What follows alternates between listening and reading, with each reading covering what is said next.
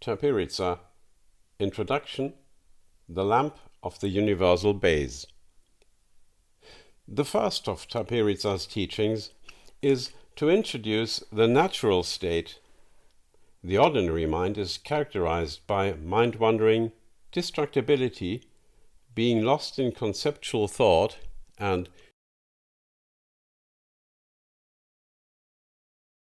dualistic, localized perception of the ordinary world. From the vantage point of the ordinary mind, it is nearly impossible to recognize awakened awareness as always right here. Always right here is a limitless field of bright, awakened awareness shining forth. However, most sentient beings fail to recognize it because of being caught up in the clouds of conceptual thought and dualistic perception, like failing to recognize the sun that is always shining because it is covered by clouds. Therefore, the teachings begin with a description of the natural state, so that the practitioner knows how to set up the view for the realization of awakened mind. The natural state entails direct experience of a timeless, limitless, non-dual field of awareness, wherein whatever arises in the expanse is immediately and automatically known as empty upon arising. Automatic emptiness of whatever arises immediately upon arising is important because automatic emptiness serves as a clearing agent for all residual instances of doing anything during meditation and all residual attempts to conceptualize about state or outcome. As a result of automatic emptiness, the mind returns to its natural state of simplicity, absent of all doing, and freshness, absent of all conceptualization. Once all residual conceptual thought settles down, the lucidity and brightness of the field of timeless, boundless awareness becomes apparent. This natural state is also referred to as non-meditation meditation. With this natural state as a foundation in meditation, it is possible to set up the view in just the right way to shift the basis of operation out of ordinary mind to operating out of awakened mind. The view, sometimes referred to as lion's gaze, entails taking the limitless, timeless field of awareness itself as the object of meditation, holding the view of the non-dual, unbounded wholeness uninterruptedly, moment by moment, without looking at anything in particular. In this way, any tendency of the mind to pick out anything particular is viewed as the activity of the unbounded wholeness itself, in such a way that the view no longer interferes with the direct recognition of the unbounded wholeness that is always right here. However, the practitioner must use his or her metacognitive awareness to recognize this unbounded wholeness of awakened awareness through one or another of two pathways of recognition. First is the pathway of recognizing non-localization. At some point, the meditator realizes that he or she is no longer operating out of localized individual consciousness, but instead is operating out of being the unbounded wholeness. A place that is no place and has no reference point. Alternatively, at some point the meditator realizes that there is something evidently distinct about the field of awakened awareness as compared to ordinary awareness in its brightness, intensity, sacredness, and awakeness. Either way, the practitioner comes to recognize awakened awareness as always right here. Recognition of this limitless expanse constitutes a direct realization of the limitless expanse of the Dharmakaya, which literally means the embodiment of all the teachings. Once having recognized awakened awareness using these precious instructions, the practitioner's spiritual duty is to repeatedly settle into the natural state, set up the lion's gaze view, and shift his or her basis of operation during formal meditation sessions from ordinary mind to awakened mind frequently, for longer duration and more immediately. Each time the meditator shifts the basis of operation to awakened mind, he or she dismantles more and more of the residuals of the ordinary mind. Over time, the practitioner remains in the awakened mind most of the time in formal meditation sessions. Then the practitioner learns to mix awakened awareness into a variety of daily activities outside of formal meditation, until attaining the confidence that he or she can maintain awakened awareness at all times and in all situations. As the practitioner frequently shifts the basis of operation from the ordinary mind to awakened mind, the view naturally shifts from the ground aspect of awakening to the expressive aspect of awakened mind. In other words, the view becomes seeing whatever arises moment by moment, every thought, emotion, sight, sound, special meditation state, etc., as none other than the liveliness of awakened awareness, such that the view becomes a continuous, uninterrupted flow of liveliness.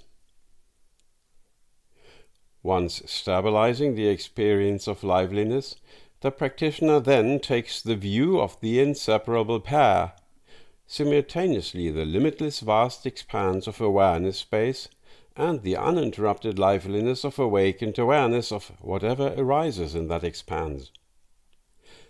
As part of that view, but not as strategy of doing something, the practitioner no longer mentally engages whatever arises moment by moment, because mental engagement, also called accepting and rejecting for processing, is necessary to form new karmic memory traces. Non-mental engagement results in no longer forming new karmic memory traces, and therefore initiates an automatic process of releasing the ripening of all previously stored karmic memory traces. Through practicing non-mental engagement all the time, all immediately arising karmic memory traces run their course and immediately disappear, leaving no trace, like writing on water. And all previously stored karmic memory traces are automatically released. This automatic process is called self-arising, self-liberating, and is also called the path of liberation. And the end point over time is referred to as dharmadhatu exhaustion, because the entire storehouse of karmic memory traces is exhausted. The end point is complete purification and the flourishing of all positive states. Since negative states of mind obscure the experience of the positive states, after sufficient purification, the 83 born positive states become manifest or flourish. Self-arising, self-liberated as a practice is the thoroughly cutting through great completion prerequisite for the bypassing 6 lamps practice. The teaching on the first lamp is essentially an introduction to the universal basis or groundless ground of existence. This refers to the limitless expanse of awakened awareness, like a limitless expanse of space. Like space, it has no substance and is groundless. Unlike space, this limitless awareness space has the capacity to know, so it is sometimes referred to as knowing awareness. In ordinary experience, this limitless expanse is rarely recognized because the universal basis has an overlay of millions of karmic memory traces. It has become the reservoir for all these karmic memory traces. The universal basis has become the ordinary storehouse mind. However, the great completion practitioner has now developed a stable practice of automatic self-arising, self-liberated, to the point where the matrix of existence has been cleaned up of the majority of karmic memory traces, such that it is now possible to directly realize this universal basis or matrix of existence, no longer obscured by the overlay of millions of memory traces. Development of self-arising, self-liberated practice is the starting point of Six Lamps practice. The first lamp teaching essentially extends the view of non-engagement of whatever arises in the expanse, herein specifically applied to ordinary perception, sights, sounds, smells, tastes, and body sensations, instead of to the spontaneous ripening karmic memory traces and emotions in thoroughly cutting through practice. The path of liberation has three parallel tracks, each of which addresses a different type of ordinary experience to purify. 1. Thoroughly cutting through self-arising, self-liberated great completion practice purifies karmic memory traces and afflictive emotions. 2. Bypassing inner fire practice purifies the residual substantiality of the physical body. 3. Bypassing visions practice purifies ordinary perception. It mainly emphasizes purification of ordinary perception and conceptual thoughts into the three pure visions, with ultimate sound, reflecting the purified sound of the liveliness of awakened awareness, pure light, reflecting purified visual forms, and light rays, because of directionality, reflecting purified conceptual thought. The Six Lamps is a major teaching of the Bon bypassing great completion practice of refining ordinary perception and developing the four levels of visionary experience. Such bypassing practice on the visions is the most effective way to develop a stable perception of the pure Buddha realms of the mandala or the Dharmakaya, as always right here. This is a necessary stage in the development of the direct manifestation of the threefold embodiment of enlightenment and fruition, Buddhahood. The Six Lamps practice begins with special pith instructions designed for direct realization of the Dharmakaya. It has the limitless expanse of non-dual awakened awareness space. This limitless expanse is the groundless ground of existence, within which everything arises as the liveliness of awakened awareness.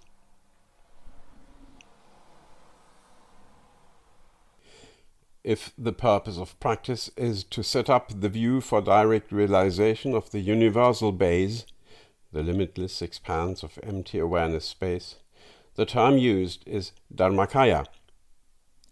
If the purpose of practice is to realize everything that arises within this expanse of liveliness, the term used for the matrix, within which everything arises, is Dharmadhatu. These respective terms refer to the ground aspect and the appearance aspect of awareness. Ordinary individuals are highly unlikely to directly recognize the ground aspect of the universal basis, because such direct realization has become obscured by an overlay of millions of karmic memory traces.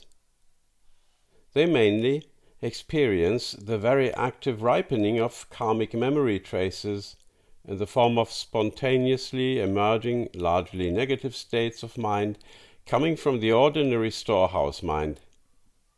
However, great completion practitioners who have practiced self-arising, self-liberating for some time have largely cleaned out karmic memory traces, such that direct realization of the universal basis, or groundless ground, becomes quite possible. For this reason, the teaching of the first lamp points out the nature of the universal basis, or groundless ground. As the ultimate meaning commentary says, these instructions explain the essence of universal ground just as it is. the root text introduces the essential point of the teaching.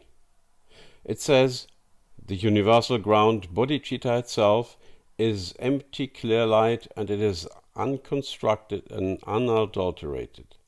It is the great original purity of the Dharmakaya. It is free of any stains whatsoever. It is awareness untouched by any limits or extremes. The limitless lucid field of awakened awareness is never covered by mental constructions or stained by ordinary states. Yet this universal ground is the container for all of both the positive states of nirvana and the suffering of samsara. Therefore, stable realization of the universal ground entails liberation from all ordinary states of mind, such as those based on dualistic constructs such as existence, non-existence, appearance, non-emptiness, eternalism, nihilism, birth, death, and accepting, rejecting, as the Sunlight commentary says. The Pith instructions next introduce the enlightened form bodies, pure realms of the Sambhogakaya, and the aspiration to serve the welfare of sentient beings stuck in cyclic existence by manifesting enlightened intention in the form of immeasurable emanations or nirmanakayas, impartially serving sentient beings throughout cyclic existence that are also spontaneously present in the universal ground. Having implanted the view of the threefold embodiment of enlightenment, the root text returns to a more detailed description of the universal ground. It adds, "It is the same lucid space that pervades everything, lucid space without partiality." This means that the Dharmakaya is genuinely limitless space, free of edges or boundaries, and of any kind of articulation of this limitless awareness space, such as top-bottom, front-back, cardinal, or intermediate directions. This universal ground is the domain of infinite space, the matrix within which everything exists, everything arises, and everything is interconnected. Next, the root text introduces this as the ground of awakened awareness. It says, "From the domain of space, awakened awareness arises like the sun rising in the sky." Here, what is emphasized is the lucidity pathway of recognizing awakened awareness. It adds that awakened awareness is lucid. Its nature is empty. Its aspect is non-conceptual, knowing awareness. From the mind perspective or ground aspect, this limitless awareness space is knowing awareness. From the event perspective or appearance aspect, this same awakened awareness is dynamic, expressing its liveliness in pure form, namely as the visions of ultimate sound, light, and light rays, and in an impure form in ordinary visual forms, sounds, thoughts, and emotions. The root text continues, "From that lucid, empty, knowing awareness, three types of liveliness appear, and the three are ultimately sound, light, light rays." However, the text makes it very clear that visions must be seen in the non-dual field and not through the lens of ordinary dualistic perception. It says, "Object and awakened awareness that knows the object are without distinction." Another way of emphasizing non-dual perceptions of the visions is to describe them as self-arising. Next, the teachings address ordinary conceptual thought. For sentient beings, conceptual thought used to interpret ordinary perceptual events leads to deluded perception. However, for the great completion practitioner, familiar with self-arising, self-liberated meditation, the view of conceptual thought arising from the universal ground allows the practitioner to see conceptual thoughts in their purest form as light rays. Ordinary thought has the properties of moving in the field of awareness and of having directionality. We can direct our thoughts along certain lines or themes. Seen in its original purity, conceptual thought still moves in the field of awareness as a property of liveliness, and thought still has directionality.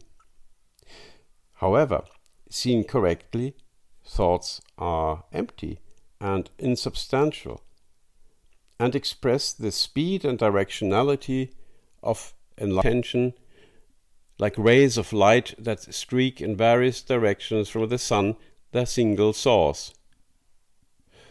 Ultimately, conceptual thought in its original purity is discriminating primordial wisdom utilized by a Buddha to discern the best match of an approach or skillful means to a given individual, and many specific approaches for each sentient being served. The root text says, although the king of knowing awareness is free from conceptual thought, all the diverse types of reflective thoughts arise from the universal ground like light rays from the liveliness of awakened awareness. The sixth sense consciousnesses and the sixth sense objects also arise from liveliness. In other words, the bypassing great completion practitioner is instructed to view all thought and conceptual interpretation of perceptual events as none other than the liveliness of awakened awareness. Tapihritsa summarizes this teaching on the first lamp, on the inseparable pair of the universal ground and awakened awareness, and on the liveliness of conceptual thought that arises within it as follows. He says, universal ground is sort of like an open portal of space. Awakened awareness is sort of like the heart of the sun. Ordinary conceptual thought is sort of like the rays of the sun. Ultimate sound arises as self-occurring liveliness. Light is sort of like rainbow light. Light rays are like a matrix of sunrise.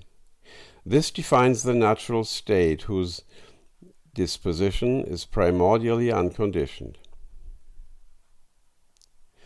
The objective of bypassing practice of the first lamp is to establish the universal ground as a stable basis of operation, and every moment to view whatever arises within this expanse as none other than the liveliness of awakened awareness, letting everything run in its own course without mental engagement, and through that perpetuate the process of automatic self-arising, self-liberated. Tapihritsa adds a teaching on how the pathway of deluded perception develops. He says, sentient beings who wander through samsara by virtue of their karma do not have the realization. The difference between Buddhas and sentient beings is that Buddhas have realized the universal ground and awakened awareness and perceive the pure visions, and sentient beings have not realized the universal ground nor recognized the awakened awareness and perceive the impure, ordinary, seeming existing world.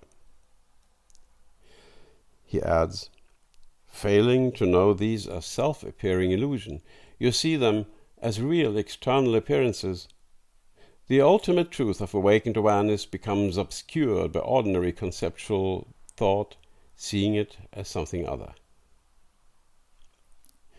This failure of accurate recognition leads to dualistic perception, then to the causal elements which create the impression of substantiality, and finally to the creation of the ordinary sense systems and sense objects. The mind consciousness utilizes conceptual thought to appraise and interpret perceptual objects, and in so doing, conceptualization instead of direct perception defines the pathway of deluded perception. Tapihritsa defines the path of delusion. He says, through the influence of not recognizing awakened awareness and becoming totally conceptualized, grasping the duality of self and other arises. Through grasping the duality of self and other, afflictive emotions like the 5 poisons occur. Under the influence of the 5 poisons, the karmic activity of the formative aggregate occurs. Under the influence of both afflictive emotions and karmic activity, habitual karmic propensities accumulate in the storehouse. Universal ground becomes the storehouse for the accumulation of karmic traces. Through the accumulation of karmic propensities associated with the 6 sense consciousnesses, there comes delusions of the 6 classes of beings. The known ordinary world arises. However, the precious pith instructions define the pathway out of delusion to the complete purification of perception, through which direct perception of the enlightened form bodies becomes likely, and through that, attainment of the realization of the threefold embodiment of enlightenment.